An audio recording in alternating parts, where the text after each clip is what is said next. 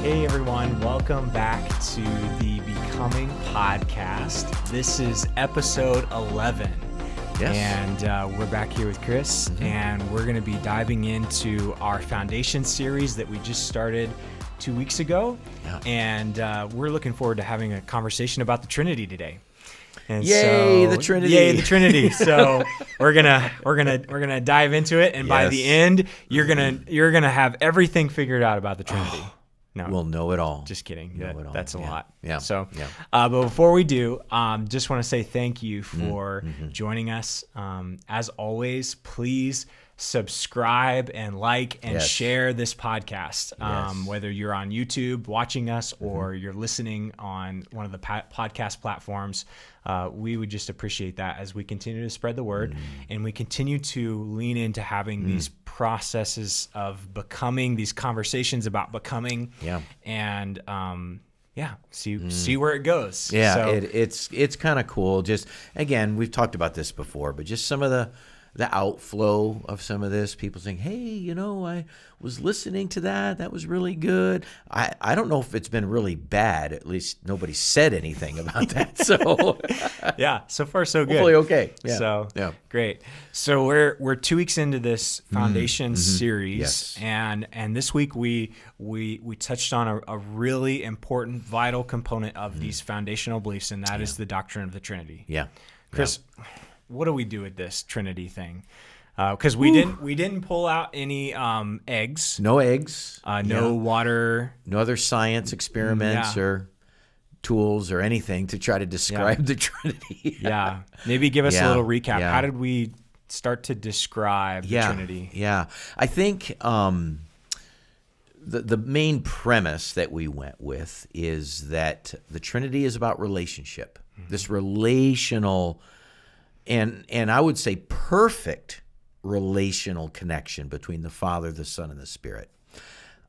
We don't often look at the Trinity from a relationship standpoint. We tend to either not look at it at all, it's just difficult to understand, or we kind of keep it in that heady theological realm that we'll never really understand it, therefore I park it somewhere. And it has no relevance to my life.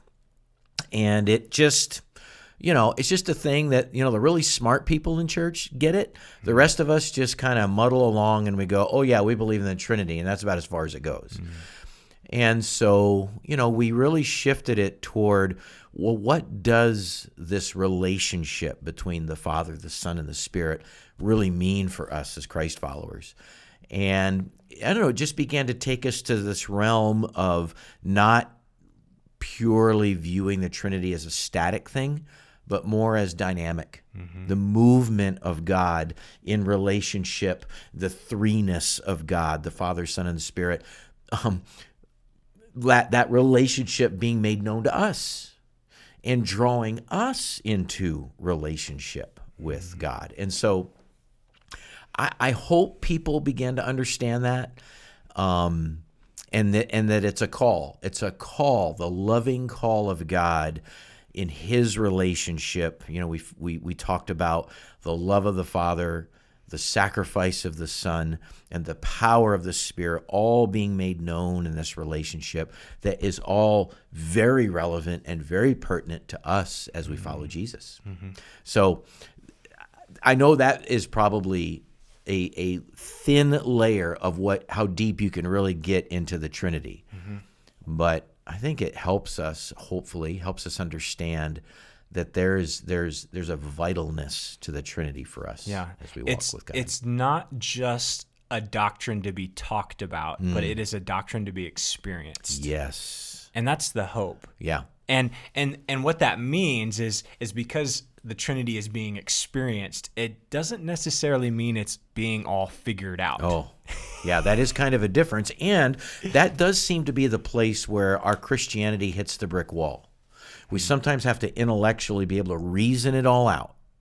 And if I can solve it and understand it, then I can progress in my faith. Well, man, Jesus, I don't know, I look at his ministry and the ways in which the Son manifested the loving relationship of God on this earth, it wasn't much to do with being intellectual. Matter of fact, he came against that intellectual piety of the Pharisees and Sadducees and just focused on, let me show you love and what that means in all of its nuances. Sometimes that love came in just very wonderful, encouraging words that were just so uplifting. And other times that love, it came very directly in how Jesus confronted life and how he wanted us to see life through the love of the Father that he was so obedient to. So, yeah, it was kind of a counter to the intellectualization of the Trinity, intellectualization of Christianity that Jesus led us to. And I wonder sometimes if in our own walk we let that get in the way. Well, I don't understand it, so I can only progress so far. And that's just not true. Yeah, or even on the far extreme of like I want to figure this all out. Maybe someone who's a little bit more intellectual minded, like someone like myself. I have the tendency to want to pick and prod at it, but not really let it change me or transform me. Or like you talked about, the other end of the spectrum where it's like, this is way over my head. I don't need to mess with this. So hopefully finding that sort of sweet spot in between. And one thing that I just made a connection that as you were talking about just this temptation to kind of leave this at an intellectual level is when we think about what we do here at BNAS, when we think about our statement of belonging and believing and becoming, there's a very distinct intentionality of why we put belonging before believing. Yes. And when we start to talk about doctrine, like the Trinity, unfortunately, the church has almost made this sort of unspoken stipulation that you need to believe and understand these things, and then you can belong to what we're doing. And we're kind of turning that mindset on its head a little bit and saying, wait, no, this is a process of becoming. We're never going to arrive. So as we're learning on what it means to help people belong, the expectation is not that you have it all figured out and understood.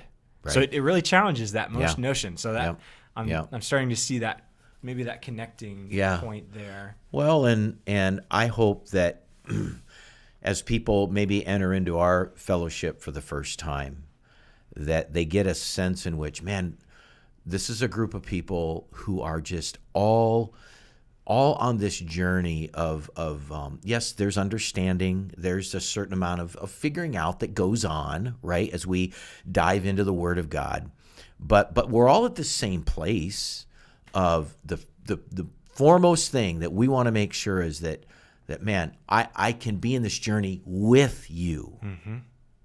You don't have this expectation on me that says, okay, well, fill out this survey and answer these questions, and if you get it, then you can be a part. I think we'd all fail that test. And so that's a good insight you got there, that it flows with who we are. And I'm hoping that this foundation series reinforces that. Yes. That we are going to tackle some tough doctrines and some of the deeper things of our faith, but not at the expense of, well, you better figure this out in order to belong here. No. Yeah, and that speaks to that other important element of this, is that recognizing that, yes, we do take our foundational beliefs seriously, and so because they inform how we live, how we do life together, how with relationship with God and with others, and so we don't just want to throw that out just because it's up there, or and so we have to kind of find that space where we can say that, where we're like, this is an ongoing dialogue as we're together trying to learn what this means for us as we're doing life together in relationship. Totally. Yeah. So that's some crazy good stuff as we get back to the basics. Yes, we are. And so, Kris, give us a little snapshot. What's next week? Well, it's all about Jesus. All right. So the part of the foundation series that we're in, again, we're using this metaphor of a building built on a foundation. And there's some very important pieces that go into that foundation. One of them being referred to in the New Testament and hinted at in the Old Testament as Jesus being that cornerstone. So we're going to deal with a couple of key things about Jesus, okay? And again, in the church, we can be rather assumptive about the person of Jesus Christ. So we're kind of reaching back into some of what we talked about in the Trinity this last weekend, and then focusing on this person. And the word person is very specifically chosen by theologians much smarter than you and I in describing Jesus. We're going to talk a little bit about of course, the divinity and the humanity of Jesus, but how he's referred to as the cornerstone, or in some places the capstone, the keystone. And there's this correlation that where it crosses over between Old Testament and New Testament, both Jesus being referred to as the stone and a rock. And so we're going to talk about this connection. There's so many scriptures, oh my goodness. But there's this really cool connection that Paul makes in 1 Corinthians chapter 10, where he talks about Christ being the rock from which the water flowed. And he was referring to a story back in Exodus, and then again in Numbers, when Moses the people were complaining. They wanted water. And there was this time when God commanded Moses to strike the rock in Exodus, and then in Numbers to speak to the rock. Of course, that has a whole tangent on it as well as to what Moses did and shouldn't have done. But this carryover of this theme of Christ the rock, Christ the cornerstone. So basically, what I'm hoping that we learn and experience this weekend is not just who Christ is as the person of Jesus Christ, but also why he's the person of Jesus Christ. And the importance of the cornerstone, and why that is something that both Peter and then, of course, Paul, Jesus himself in Mark chapter 12, when he gives the parable of the tenants in the garden, Jesus refers to himself as the stone upon which the builders built, and some rejected him and some accepted him. And so we're going to tackle that and hopefully get an understanding of, oh my goodness, the person of Jesus Christ, why I need to be intimately familiar with him. And then a call to action. One of the books I'm reading that goes along with this series is called Essential Beliefs. And there's it's a simple question, but a very thought-provoking question where the author asks, what difference in your life is the cornerstone Jesus making today?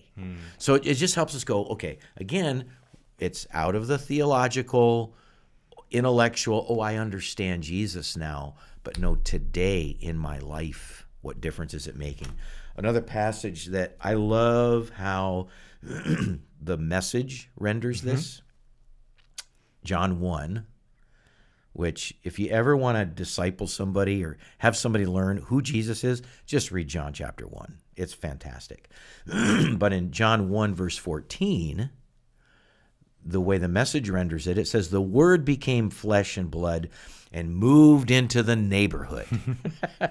We saw the glory with our own eyes, the one-of-a-kind glory, like Father, like Son, generous, inside and out, true, from start to finish. Love the way that's rendered. And so we're gonna talk about that this weekend. What did it mean, God in the flesh? Why we need to understand that and accept it. So yeah, and that, again, reiterating the hope is that we allow these essential beliefs to not only become head knowledge, but heart knowledge.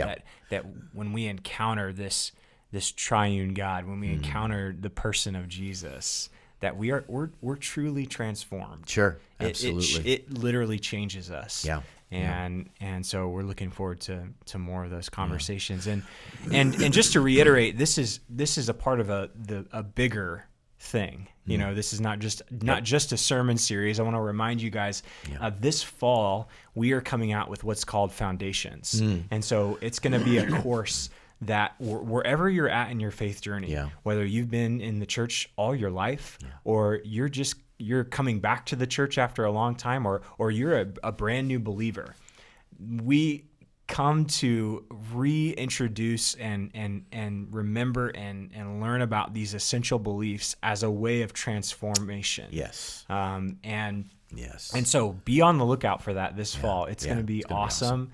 And it's going to be a space where we are entertaining and really leaning into this process of becoming together as people here at BNAS. Yeah. So that's ahead. So keep an eye out for that. Hey, do we have the ability with technology to put a link in Yes. this podcast, maybe for that book? Ooh, okay, let's try this. I'm going to do it. So there's going to be a link right down at the bottom. We're going to point down like all the professional people do on YouTube, right down here. And I'm gonna place it in there. This is so unkosher to how you're supposed to do a podcast, but we're gonna try that. Let's do it. Yeah. So the link, it's there, and we're looking forward to what's ahead as we this move forward. weekend is kind of a different weekend. Yes, it is. We're having our normal Saturday night service like we always do, 6 p.m. here at BNAS, but Sunday morning it's at 10:30 like normal at BNAS, but we're going to be outside. So up on the grass area, we're going to do an outdoor service. It will be beautiful weather. We're saying it right now. It will be beautiful weather.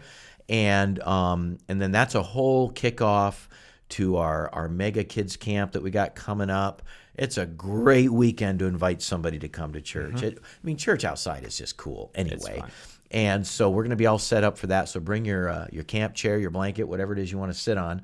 And we're going to worship outdoors, and but that's going to be kind of a cool. Our first outdoor service of the season. We got many more coming up the rest of the year. For sure. Yeah, so you don't want to miss that.